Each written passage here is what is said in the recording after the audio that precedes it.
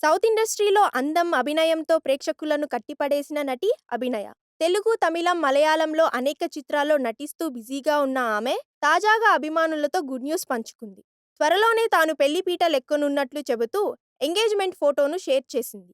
ప్రస్తుతం ఈ ఫోటో నెట్టింట తెగ వైరల్ అవుతుంది. కాబోయే భర్తతో కలిసి గుడిలో గంట కొడుతున్న ఫోటోను పంచుకుంది. మా ప్రయాణం నేటితో ప్రారంభమైందంటూ క్యాప్షన్ ఇచ్చింది. కానీ తనకి కాబోయే భర్తను మాత్రం చూపించలేదు. అలాగే అతనికి సంబంధించిన వివరాలను కూడా చెప్పలేదు.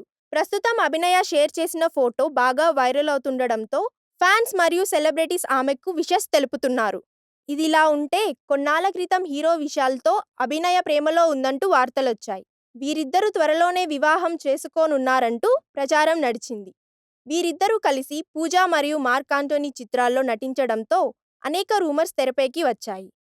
విక్టరీ వెంకటేష్ మరియు సూపర్ స్టార్ మహేష్ బాబు కలిసి నటించిన సినిమా 'సీతమ్మ వాకిట్లో సిరిమల్లె చెట్టు'. ఇటీవలే రిలీజ్ అయ్యి ఈ సినిమాకు ఆడియన్స్ నుంచి మంచి రెస్పాన్స్ వస్తుంది. థియేటర్లలో ఫ్యామిలీ ఆడియన్స్ ఈ చిత్రాన్ని తెగ ఎంజాయ్ చేస్తున్నారు. అదే సమయంలో ఈ సినిమాలో మరింత ఫేమస్ అయిన నటి అభినయ గుడ్ న్యూస్ పంచుకుంది. ఈ మూవీలో వెంకీ మహేష్ బాబులకు చెల్లిగా కనిపించి తెలుగు ప్రేక్షకులకు దగ్గరైంది.